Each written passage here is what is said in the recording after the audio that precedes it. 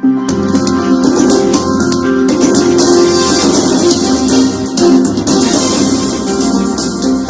Jungle.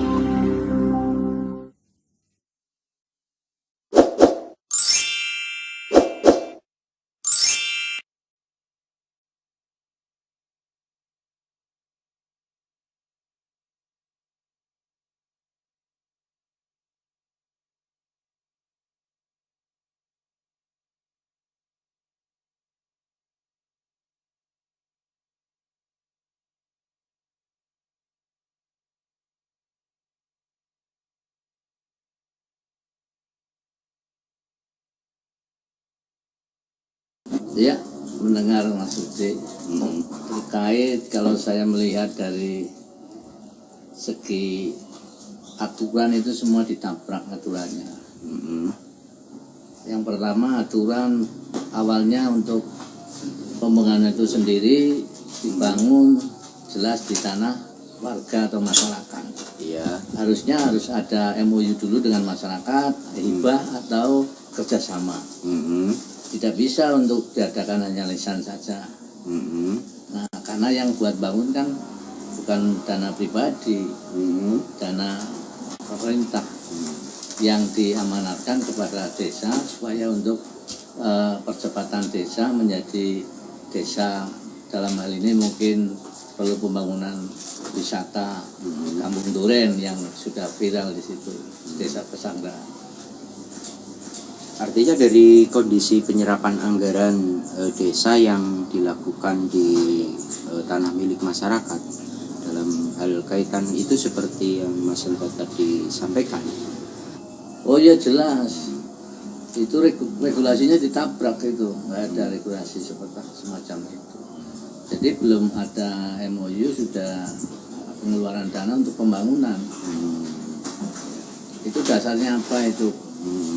Desa bikin satu pembangunan yang dibiayai oleh anggaran desa di tanah warga tanpa satu MOU yang tertulis, tahu-tahu main tabrak aja dibangun. Nah, nanti penyerapannya akan seperti apa? Itu nanti akan membingungkan masyarakat, khususnya yang memiliki lahan tersebut. Oh ya, proses lain pertama katanya lelang. Pembangunan itu pelaksanaan lelang. Ternyata dapat informasi karena ini sudah viral di media, ternyata lelangnya adalah fiktif. Yang saya dengar lelangnya adalah ada 3 peserta.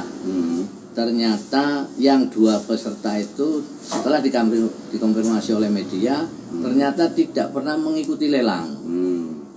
Jadi hanya satu yang itu dari BUMDes sebagai pemenang, padahal yang 2 sama sekali setelah dikonfirmasi tidak pernah mengikuti lelang terkait dengan pengadaan material.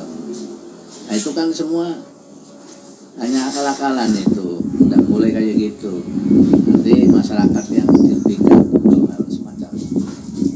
Jelas itu mengacu kepada tindak pidana korupsi.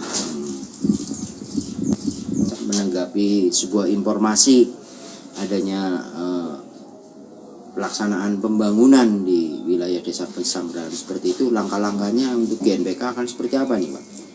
Ya, GNPK RI mau turun ke lapangan, klarifikasi dan investigasi seperti apa terjadi informasi yang sudah viral itu, apakah betul di situ ada perbuatan melawan hukum, dugaan tindak pidana korupsi yang dilakukan oleh kepala desa dan perangkatnya. Tentu saja di situ bukan melibatkan kepala desa saja, karena ini informasinya membentuk satu panitia pelaksana pembangunan tersebut. Jadi semua ada yang tentunya ada yang keterkaitan terkait dengan pembangunan yang dibiayai oleh anggaran pemerintah. Itu tidak boleh dibangun di atas tanah warga atau masyarakat. Harusnya dibangun di atas tanah milik desa, karena ini untuk wisata Kampung Duren ini terletak di desa. Ataupun kalau memang betul mau dibangun di warga, yang penting warga sepakat, ada semacam hibah atau MOU kerjasama, saya kira ya itu ada regulasinya, ada aturan-aturan main. Tapi kali ini setelah diinvestigasi informasi tersebut di lapangan, ternyata masyarakat yang memiliki lahan itu sama sekali tidak ada coretan atau MOU atau perjanjian tertulis, sama sekali tidak ada. Jadi itu jelas menabrak regulasi yang ada terkait dengan penggunaan dana pemerintah yang dibangun di atas tanah warga. Itu tidak boleh sama sekali. Selanjutnya terkait mengenai masalah regulasi dalam pelelangan, seperti apa nih GNPK RI Mas Sentot untuk menyoroti itu? Ya menyoroti itu karena ini nilainya di atas 200 kan harus lelang. Lelang itu tentunya ada regulasi yang harus ditempuh di dalam peraturan perundang-undangan yang berlaku. Mekanisme lelang itu seperti apa? Jadi panitia harus tahu betul. Kalau memang itu tidak lelang kok dikatakan lelang, berarti itu pembohongan publik. Dan itu jelas pelanggaran. Artinya kalau seorang pejabat melakukan pembohongan publik, pejabat desa maksudnya, pejabat desa itu melakukan pembohongan publik dalam perspektif pandangan GNPK RI seperti apa itu?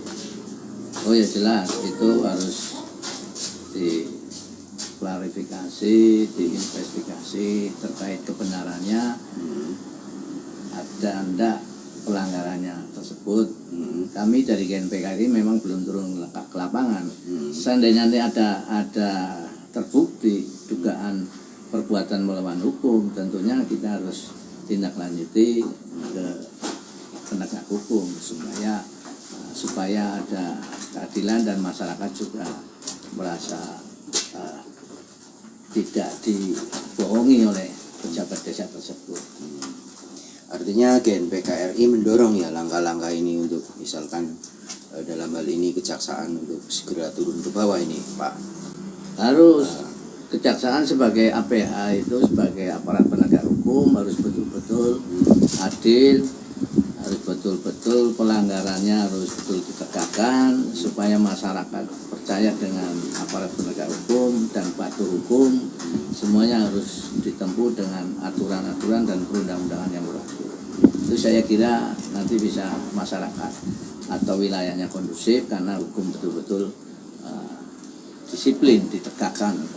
Karena satu-satunya ketenangan masyarakat atau warga masyarakat terkait dengan dugaan penyimpangan yang ada, pembangunan yang di desa Pesanggeran Kecamatan Kesugian, biar masyarakat tidak bertanya-tanya seperti apa nanti tindak lanjutnya.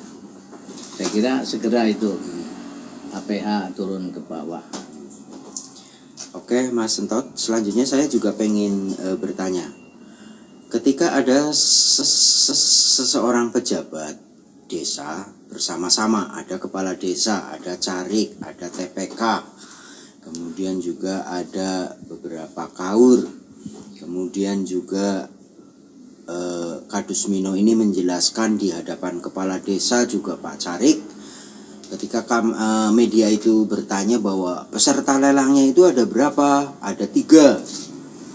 Terus siapa saja? Bumdes Watulingga, toko NTR, kemudian toko Asahi sebagai pengusaha material 2 itu. Nah setelah di cross check ternyata 2 dari toko material itu tidak mengikuti lelang. Artinya penjelasan yang disampaikan oleh Pak Kadus di hadapan Pak Kades dan Pak Carik dan seluruh perangkat desa, menurut Pak Sentot ini sebagai pernyataan atau jawabannya Pak Kadus ini sebagai pernyataannya kepala desa atau enggak itu?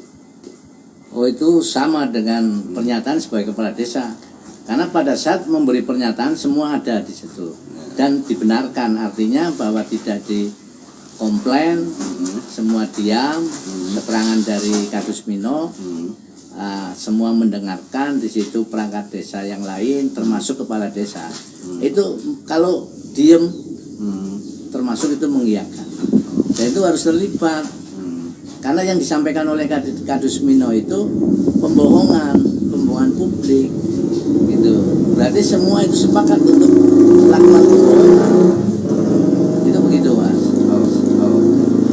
Artinya kalau menurut Mas Sentot selaku GNPK RI Kabupaten Cilacap ini, dengan adanya pejabat yang melakukan pembohongan publik seperti itu, gimana sih Mas Sentot? Oh iya, harus ditindaklanjuti ke ranah hukum, karena kalau tidak dilanjuti ke ranah hukum itu jelas itu nanti masyarakat tidak percaya lagi dengan pemimpin-pemimpin kita kalau selalu memberikan kebohongan. Jadi akhirnya tidak akan patuh masyarakatnya kepada pimpinannya. Harapannya kasus ini harus segera ditindaklanjuti oleh APA karena supaya tidak menjadi resah masyarakat dan bertanya-tanya. Artinya untuk pembelajaran sebagai pemimpin tingkat desa itu harus tertib administrasi dan harus patuh hukum sesuai dengan peraturan perundang-undangan yang berlaku. Harapan GNPK RI Kabupaten Cilacap. Oke, terima kasih Mas Sentot atas bincang-bincang dan konfirmasinya pada kesempatan siang hari ini bertepatan dengan Minggu tanggal 9 Agustus 2020. Semoga GNPK RI akan terus jaya untuk mengawal proses pembangunan yang ada di wilayah Kabupaten Cilacap. Amin, amin. Sama-sama Mas Rudi. Assalamualaikum warahmatullahi wabarakatuh. Waalaikumsalam warahmatullahi wabarakatuh.